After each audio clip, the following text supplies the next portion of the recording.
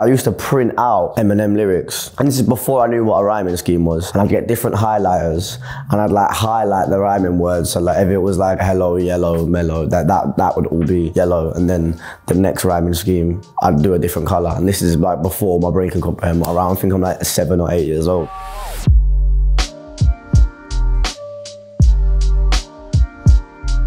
Yo, what's up then people? It's your boy ArrDee. I'm here with DIFFUS. Gonna have a little chit chat about my brand new mixtape, Peer Pressure. Let's go, what's that? What was it like growing up in Brighton, and what's the best thing about living there? Yeah, my mum, my brother, and me. We lived in like this council estate kind of place called Wooden Dean. It's a little bit far out from like the centre of Brighton, so there's not a lot for kids to do. But you know what chavvy means? And chavvy is kind of like, not trampy, but like just kids doing dumb Asbo things and stealing motorbikes and mucking about the skate park and smoking and yeah, but I enjoyed it. It was a laugh. I think it was all character development. I think I wouldn't be the person I was if I didn't grow up there. But I think the best thing about coming from Brighton is a lot of people who didn't grow up in Brighton move there to recreate themselves or rebrand themselves or like be who they want to be, because it's a very, very like judge-free town. So I feel like that's why I have the maturity that I do at the age that I am, and like I'm comfortable in my own skin and I know who I am and who I want to be and things like that. I don't think that might have been the case. It might have been the case if I didn't grow up in Brighton, but I feel like it had a massive role to play, 100%. How did you first get into rap music? My mum's always been into music, and she got me into music from quite a young age, and it was just like, it was used as a tool to like bring me up, or even if I was already happy, like just, yeah, it was something that was always playing in the house. There's always music playing, and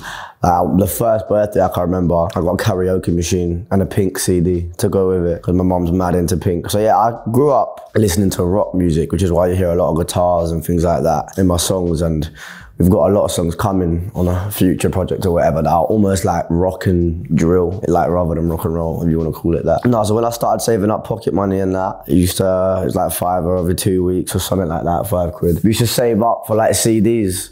So I think the first CD I ever bought was Eminem, The Curtain Calls. It's either that or Encore, but it was definitely an Eminem CD. Yeah, just absolutely fell in love with that. You know what's mad? I used to print out Eminem lyrics, and this is before I knew what a rhyming scheme was. And I'd get different highlighters and I'd like highlight the rhyming words. So like if it was like hello, yellow, mellow, that would all be yellow. And then the next rhyming scheme, I'd do a different color. And this is like before my brain can comprehend what around. I think I'm like 7 or 8 years old. Got mad hooked on Eminem. By the age of 10, I kind of knew that it was rap that I wanted to do. And then when I went to secondary school, we used to have rap battles in the music rooms. And eventually none of my friends wanted to do it with me anymore, because it was just, yeah, I was a lot better than the rest of them. But they were like, yeah, you should write, and I wrote my first song. It was fucking terrible. Put it out on YouTube. All the older kids took the piss, but didn't care. Just kept going for it. I believed that I would get there. My mindset from about the age, literally still of like 12, was Jay-Z wasn't always Jay-Z. You know what I mean? Eminem wasn't always Eminem, so if they can do it, why can't I? How did the Body remix come about? No, so I had 2 freestyles out. First freestyle, I'd hit 100K, just flew. This is in lockdown. It just like from nothing to 100K in like I think the first week. And then I'd done 6 AM in Brighton, and that got like 1 million at I think 2 weeks, which was again wild for me. Both them songs, so I see Tion Wayne followed me after Cheeky Bars. I'd like some of the stuff. Then 6 AM, he'd sent me a voice note and was like, yo, you're hard, bro. Like, keep going, like stuff. Then I went out for a night out in London. I'd rented an apartment, and so I like signed my deal. I got a bit of money, and with girls trying to get bottles. I hadn't even been served my alcohol, and yeah, I didn't have my ID on me. And at that point, I could not play the Do You Know Who I Am card, so that was never gonna work. Yeah, and then I got back to the apartment.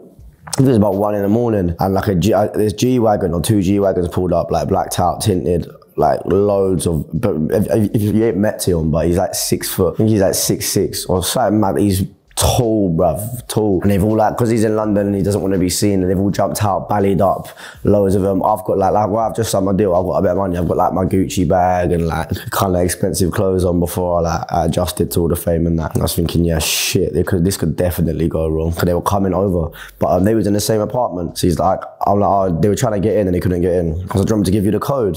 Like trying to just be blessed. And he was laughing, and he was like, what, ArrDee, yeah? And I was like, oh, fucking hell, like, I've been recognised in London. Like, I'm like, what, who's that? Took off the belly, and it was Tion Wayne, innit?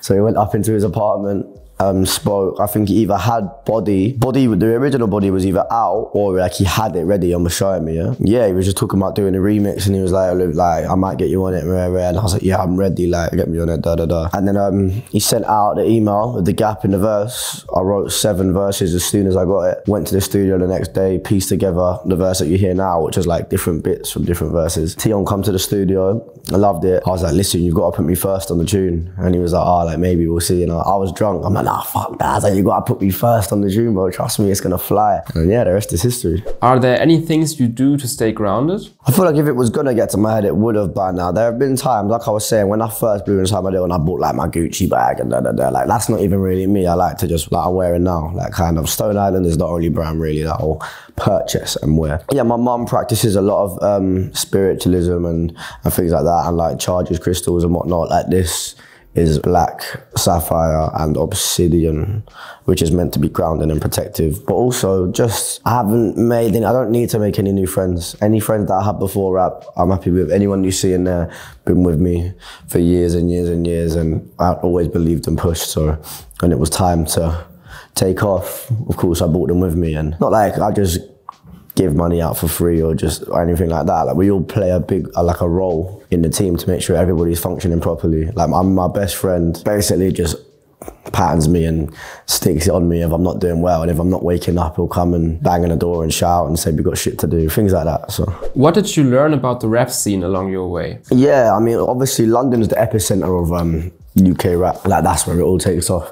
And people from London are very different to people where I'm from in Brighton. Like we're all kind of friendly and things like that. I think I had to learn quickly, not everybody that you're doing business with is your friend. Even if they're being like pally and you could party together and you're spelling each other. Like majority of people in the industry, not like they shouldn't have an ulterior motive because it's the industry. Like we're all here to make money and be successful and do numbers and take off and da. But yeah, not everybody that you're in the business with is your friend. Why did you reference Oliver Twist on your identically named song? It's a massive, there's like loads of reasons. Obviously like Oliver Twist is kind of meant to be me, like rags to riches, like I said, if you don't know what Chavy is, maybe you can Google the word Chavy afterwards, but like Chavy little kid from Woodendine and that, going up to doing what I'm doing. But also, it's a massive thing in my family.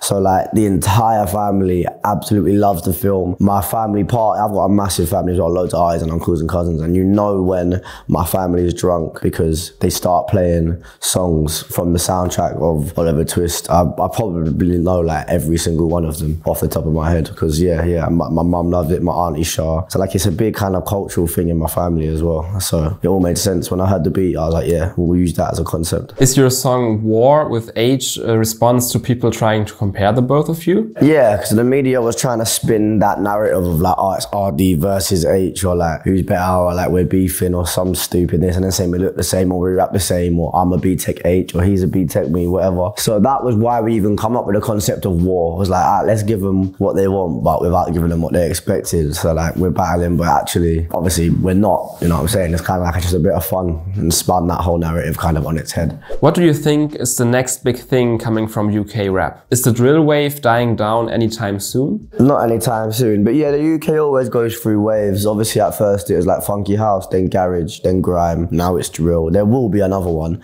but I think this has been the biggest one ever in terms of like that UK drill sound is becoming very international. The Afro beats thing is kind of coming back in. That was like a big thing in the UK for a little while before drill popped off, and that's kind of coming back into play, but we'll have to wait and see. Whatever it is, I'm ready for it. The versatility is there, so. What are your plans for the rest of the year? Of course, got a summer banger coming very soon. I don't know how much information I'm supposed to disclose on it, so I'm gonna keep my mouth shut as much as possible. But obviously we've got the European tour, we've got the Australian tour, we've got other tours that haven't been announced yet, but will be announced. We've got festivals across Europe and outside of Europe. I'll definitely be working on a project. It's either an album or another mixtape. I haven't decided yet, but that'll definitely be happening. Within the next few weeks, we're gonna start doing that. So more music, trust me. My face is all over the internet last year. It's gonna be all over the internet this year as well.